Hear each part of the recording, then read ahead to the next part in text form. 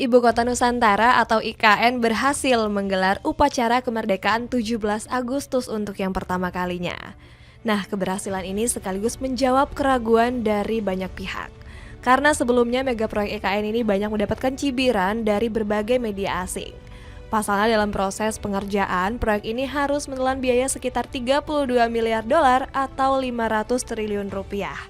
Nah, meskipun begitu, proyek ini dijalankan dengan sukses dengan menjual segala kemewahan. Penasaran seperti apa kisahnya? Dengerin ceritaku sampai selesai ya. Mega proyek IKN diremehkan media asing. Nah, kalian tahu nggak sih kalau ibu kota negara baru ini merupakan mega proyek negara? Nah, proyek ini sendiri dimulai oleh Presiden Joko Widodo nih guys. Kira-kira apa ya alasan Pak Jokowi memindahkan IKN ke daerah Kalimantan? Jadi ya guys, alasan utama pemindahan ini adalah pemerataan pembangunan di seluruh Indonesia. Betapa sangat padatnya Pulau Jawa sehingga memerlukan yang namanya pemerataan pembangunan tidak Jawa sentris tapi Indonesia sentris, ucap Pak Presiden pada saat itu. Nah, pembangunan IKN ini sendiri akan dibagi ke dalam 5 tahapan selama 23 tahun. Saat ini IKN masih masuk ke dalam tahap kedua yang berfokus ke pendirian fasilitas penelitian dan pengembangan. Sebelumnya tahap pertama pembangunan IKN dibagi menjadi 3 alur, mulai dari pembangunan perkotaan, pembangunan infrastruktur, serta pembangunan ekonomi. Presiden Soekarno sendiri sebelumnya pernah berencana untuk memindahkan IKN ke kota Palangkaraya. Namun ya guys, pembangunan IKN ini nggak serta-merta mendapatkan tanggapan yang positif. Proyek ini sampai dikritik oleh media Inggris yaitu Reuters. Dimaksudkan untuk meringankan beban yang ada di Jakarta. Nusantara malah menghadapi berbagai permasalahan seperti penundaan konstruksi dan kurangnya investasi asing, tulis Reuters. Gak cuma Reuters nih guys, bahkan media seperti Bisnis Afrika juga turut mengeluarkan kritik terhadap pembangunan IKN. Masalah pasokan air dan listrik juga telah menunda rencana relokasi pegawai negeri sipil ke rumah baru mereka beberapa kali sejak bulan Maret, tulis Bisnis Afrika. Habiskan banyak dana dan menuai kritik. Selain diremehkan oleh media asing guys, ternyata mega proyek IKN ini juga sempat dikritik oleh banyak pihak loh guys. Kenapa begitu?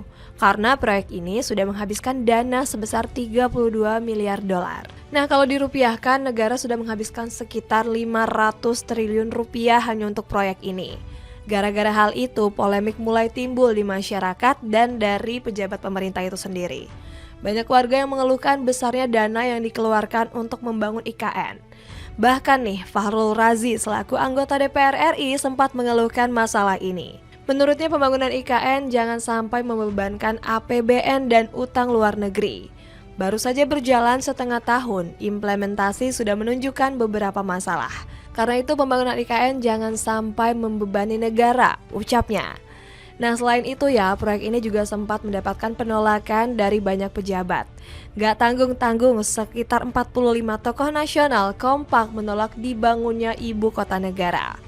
Mereka pun sampai membuat petisi agar IKN gak jadi dibangun oleh pemerintah.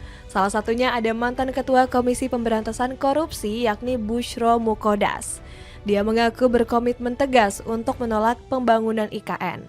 Bushro menyampaikan kalau apa yang dia lakukan sudah sesuai dengan peraturan undang-undang. Saya satu komitmen nilai dengan mereka untuk tegas bersikap yang memihak rakyat sebagai pemegang daulat yang dihinakan dalam proses-proses politik pengesahan undang-undang IKN, kata Bushro. Mengalami banyak kendala menjelang peresmian.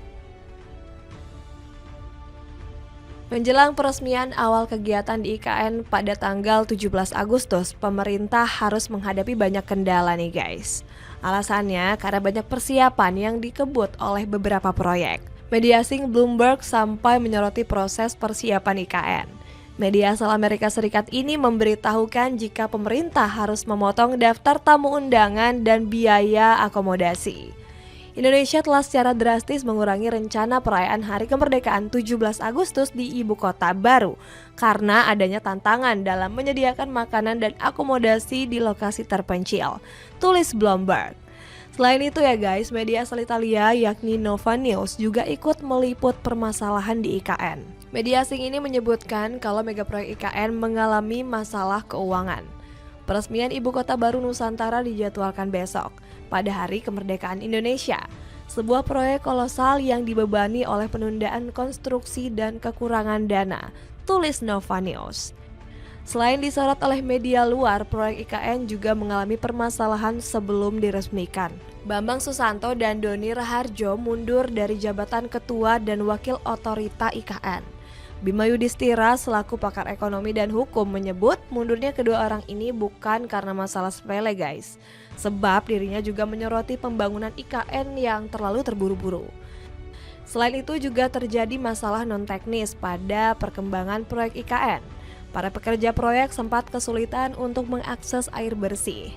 Basuki Hadi Mulyono selaku Menteri PUPR gerak cepat untuk mengatasi hal ini. Dirinya mengaku sudah menambahkan fasilitas tambahan agar para pekerja bisa menikmati air bersih. Berhasil menggelar upacara kemerdekaan.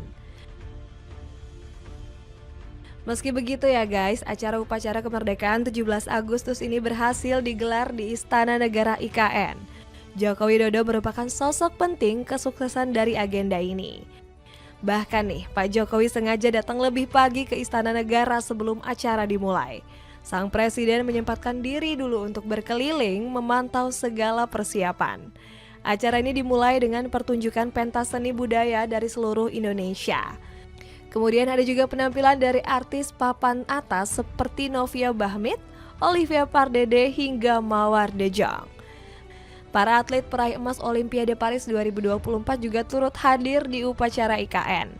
Mulai dari Fedrik Leonardo, Rizky Juniansyah, hingga Gregoria Mariska Tunjung. Para tamu undangan sendiri menggunakan baju adat sebagai dress code acara. Menuju detik-detik proklamasi, Pak Jokowi terlihat hadir menggunakan baju adat Kustin khas Kalimantan Timur. Upacara ini pun berjalan dengan lancar dan dinikmati dengan hening oleh masyarakat. Nah guys, keberhasilan ini sebenarnya sudah sesuai prediksi dari media Timur Tengah yakni Al Jazeera. Media ini menyoroti pelaksanaan upacara yang dilakukan di proyek yang mahal. Kata mereka, kesuksesan ini sebagai bentuk simbol kemajuan untuk Indonesia. Perayaan kemerdekaan Indonesia dilakukan di ibu kota baru Nusantara. Keberhasilan Indonesia sebagai langkah untuk lebih dekat dalam hal kemajuan, tulis Al Jazeera. Kemegahan IKN membuat negara tetangga iri. Meskipun mengalami berbagai masalah saat pembangunannya, IKN sendiri sampai membuat negara-negara tetangga iri akibat kemegahannya. Emang seberapa megah sih guys infrastruktur ibu kota negara yang baru ini? Nah, salah satu infrastruktur termegah di IKN itu sendiri adalah Istana Garuda. Jadi guys, sesuai dengan namanya, istana ini sendiri berbentuk seperti burung Garuda. Hal ini sendiri melambangkan keinginan dari visi Indonesia Maju 2045. Selain itu, kemegahan IKN ini juga bisa kita lihat dari desain Masjid Negara IKN. Tempat ini sendiri memiliki desain yang dikelilingi oleh air, embung, dan juga pemandangan alam. Bahkan gak cuma sampai di situ guys, masjid ini juga akan dilengkapi dengan fasilitas seperti jalan. Bahkan tempat ini akan dibangun dekat dengan tempat ibadah lainnya. Keren banget gak sih? Nah, terus gak cuma itu, kantor dari wakil presiden sendiri juga dibuat sangat megah. Saking megahnya, tempat ini memerlukan lahan sekitar 14,8 hektar. Kemegahan dari pembangunan ini sendiri sampai-sampai membuat negara tetangga gigit jari melihatnya. Bahkan netizen Malaysia sendiri sampai iri melihat perkembangan IKN. Nampaknya sekarang Indonesia menjadi lebih maju daripada Malaysia. Kita malah menjadi semakin buruk karena kelakuan dari politikus, tulis netizen Malaysia. Gak cuma netizen Malaysia yang iri loh guys. Bahkan media Singapura yaitu CNA juga turut menyoroti tentang pembangunan IKN. Media lokal memberitakan bahwa taksi terbang kini menjadi kenyataan di Indonesia. Nusantara memperkirakan kendaraan tersebut akan terbang di atas kota pada tahun 2045, tulis CNA. Nah, jadi itulah guys cerita tentang terbungkamnya koar-koar media asing yang meremehkan pembangunan ibu kota negara. Gimana menurut kalian? Ada komentar tentang cerita tadi?